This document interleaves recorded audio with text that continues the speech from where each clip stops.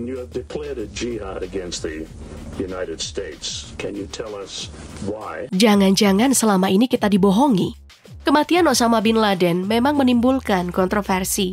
Namun sebenarnya kehidupan Osama bin Laden pun tidak pernah lepas dari yang namanya kontroversi. Bahkan dihubung-hubungkan dengan perjuangan Palestina. Inilah fakta profil Osama bin Laden yang sebenarnya.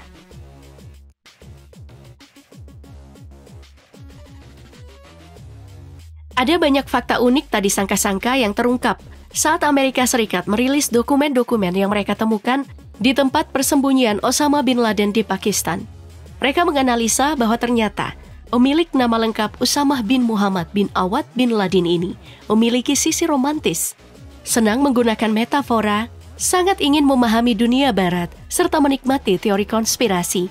Selain tidak menggunakan internet demi alasan keamanan, ternyata pria kelahiran 10 Maret 1957 ini juga seorang editor yang amat teliti dan banyak lagi. Ia lahir sebagai anak ke-17 dari 52 bersaudara di Riyadh, Arab Saudi, di daerah pesisir Laut Merah. Ayahnya, Muhammad bin Laden, adalah petani asal Yaman yang bermigrasi ke Arab Saudi setelah Perang Dunia Kedua. Kemudian menjadi seorang kontraktor yang sukses setelah memenangkan kontrak pembangunan masjid-masjid dan istana-istana bernilai tinggi dari pemerintah Arab Saudi. Tak heran jika ayahnya menjalin hubungan erat dengan keluarga kerajaan Saudi hingga mengantarkan keluarga mereka menjadi salah satu milioner di Arab Saudi dengan keuntungan diperkirakan mencapai miliaran dolar Amerika Serikat, termasuk kepemilikan saham hampir 300 miliar dolar Amerika. Saat muda, Osama bin Laden bergabung dengan gerakan ultra-konservatif. Ia juga tercatat pernah berdinas di kepolisian syariah Arab Saudi. Osama melanjutkan pendidikannya di Universitas King Abdul Aziz di Jeddah, di mana ia belajar di bawah bimbingan Sheikh Abdullah Azam atau Dr. Abdullah Yusuf Azam, seorang pendakwa sekaligus penjuang dari Palestina yang kemudian dikenal sebagai Bapak Jihad Global dan pelopor propaganda mati syahid. Sosoknya dikenal sebagai penggerak jihad dalam memobilisasi dukungan bangsa Arab untuk mujahidin yang melawan Uni Soviet di Afghanistan. Setelah lulus pada tahun 1979 dengan gelar sarjana dalam bidang ekonomi dan manajemen, Abdullah Azam berhasil membujuk Osama untuk pergi ke Afghanistan. Mereka mulai mendirikan Maktab Al-Khidamat, sebuah organisasi advokasi Islam yang berupaya mengumpulkan dana dan menyediakan bantuan logistik dan kemanusiaan untuk mujahidin, sekaligus merekrut pejuang non-Afghanistan yang dikenal sebagai orang Arab Afghanistan untuk bergabung dengan kaum mujahidin melawan Uni Soviet. Organisasi inilah yang nantinya menjadi cikal bakal Al-Qaeda. Di masa inilah, kabar hubungan Osama dengan Amerika Serikat mulai terjalin, sebab mereka mendukung pemberontakan Afghanistan atas Uni Soviet dengan mengirimkan uang, senjata, serta pelatihan militer meski tidak langsung diserahkan Amerika Serikat, melainkan lewat Pakistan dan Badan Intelijen Pakistan atau ISI. Nah, ternyata muncul rumor menarik bahwa Osama bin Laden pernah berperan sebagai penghubung antara Badan Intelijen Asing dan Badan Intelijen Saudi yang terlibat di Afghanistan. Juga menarik nih untuk dicatat bahwa pelatih atau instruktur pertama Osama bin Laden ternyata berasal dari Baret Hijau Angkatan Darat Amerika Serikat, seorang bernama Ali Muhammad. Keberhasilan Ali Muhammad sebagai instruktur tidak lepas dari fakta bahwa ia sebenarnya adalah agen ganda yang bekerja untuk Mesir.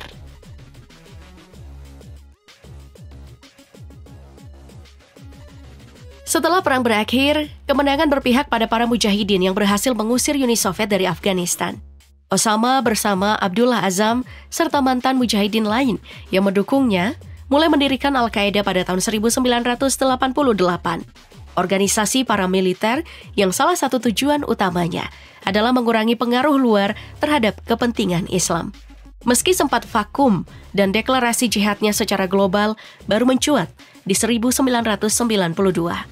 Jadi, motivasi awal Osama bin Laden sebenarnya bukanlah untuk menghancurkan Amerika Serikat, melainkan lebih kepada hasrat mengusir bangsa-bangsa yang dianggap kafir dari wilayah Muslim, termasuk Uni Soviet dan Amerika Serikat yang dianggapnya serupa.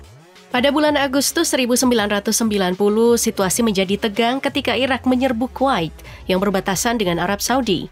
Keluarga kerajaan Arab Saudi pun merasa khawatir. Raja Fahd setuju dengan tawaran bantuan militer dari Menhan Amerika Serikat, Dick Cheney, sebagai respon terhadap invasi Irak. Setelah kembali ke Arab Saudi, Osama sempat bekerja untuk perusahaan keluarganya. Namun karena berseberangan dengan pemerintahan Arab Saudi, khususnya dengan keluarga Raja Fahd, akibatnya pada tahun 1994, pemerintah Arab Saudi mencabut kewarganegaraannya dan membekukan asetnya.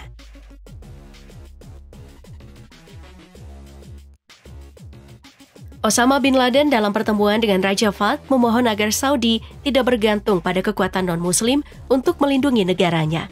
Permintaan ini terlihat logis dan sekaligus tidak logis. Logis karena meminta bantuan saat hanya satu negara, Irak, yang menginvasi Kuwait. Namun tidak logis karena tentara bangsa Arab dikenal sulit diatur dan loyalitasnya sering menjadi tanda tanya. Tradisionalnya terpaut pada panglima mereka, bukan pada keluarga kerajaan. Ketegangan pun semakin memuncak ketika tentara Amerika Serikat mendarat di Arab Saudi. Bahkan divisi Airborne 82 melakukan pendaratan hanya 400 meter dari Madinah. Kritik Osama terhadap aliansi Saudi dengan Amerika Serikat membuatnya dibungkam. Kerajaan mencabut kewarganegaraan Osama, membekukan seluruh asetnya, dan mengusirnya ke Sudan. Jadi, kebencian awal yang dirasakan oleh Osama bin Laden sepertinya memang murni disebabkan oleh campur tangan dan keterlibatan aktif Amerika Serikat dalam urusan politik di Timur Tengah. Bahkan, hingga mencapai titik di dekat Madinah. Ia juga geram melihat Arab Saudi terlihat enggan untuk melibatkan diri secara efektif dalam mempertahankan negaranya sendiri. Malah, lebih memilih bantuan dari Amerika Serikat. Malu dong. Lagi pula tidak ada bukti yang menunjukkan bahwa Osama bin Laden secara langsung mendapatkan pendanaan dari Amerika Serikat. Semua dana dikendalikan melalui Badan Intelijen Pakistan tadi dan didistribusikan ke berbagai organisasi. Oleh karena itu, kemungkinan kontak langsung antara Osama dan perwakilan Amerika Serikat hanyalah asumsi dan tidak pernah terjadi secara nyata.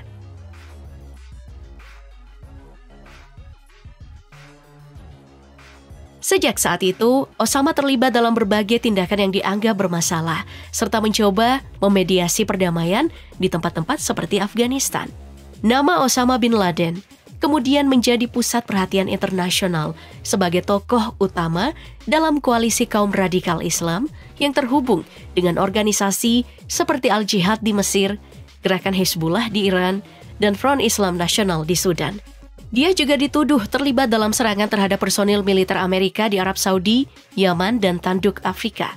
Pada tahun 1993, kelompoknya diduga terlibat dalam pembunuhan 18 tentara Amerika yang sedang melakukan misi kemanusiaan di Somalia. Sejak itu, Osama bin Laden dan Al-Qaeda menjadi target militer Amerika Serikat.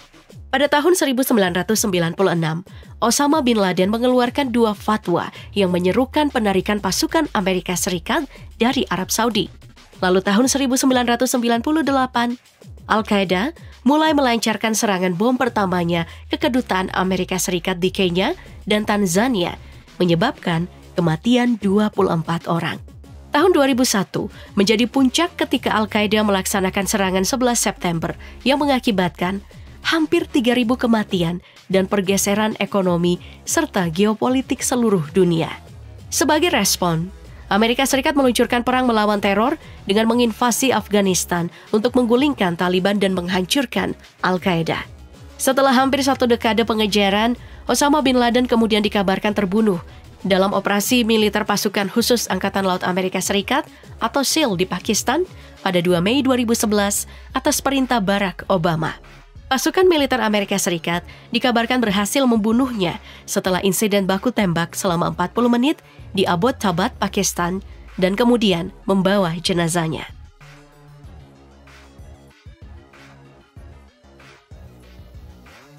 Untuk menghindari kemungkinan penggunaan makamnya sebagai tempat suci, terutama bagi para militan jihad, militer Amerika Serikat memutuskan untuk tidak menguburkan jenazahnya dan memilih untuk menjatuhkannya ke laut. Jasadnya diangkut sejauh 1.367 km ke Laut Arab. Dengan mengenakan kafan putih, tubuhnya diletakkan dalam tas berat dan sebelum dijatuhkan ke laut, jenazahnya menjalani proses pemandian dan upacara penguburan sesuai dengan ajaran Islam terlebih dahulu. Hal itu pun menuai protes, sebab bagi orang Islam, penguburan laut hanya diperbolehkan ketika seseorang meninggal dalam perjalanan laut. Namun setahun kemudian muncul informasi lain yang mengklaim bahwa sebenarnya Osama bin Laden telah meninggal pada tahun 2006. Fakta ini diungkapkan oleh politikus Turki dan mantan agen intelijen Amerika, Berkan Yasar, yang menyatakan bahwa Bin Laden meninggal akibat sakit keras pada 6 Juni 2006. Saat ia menghembuskan nafas terakhir, ada 7 orang di sekitarnya.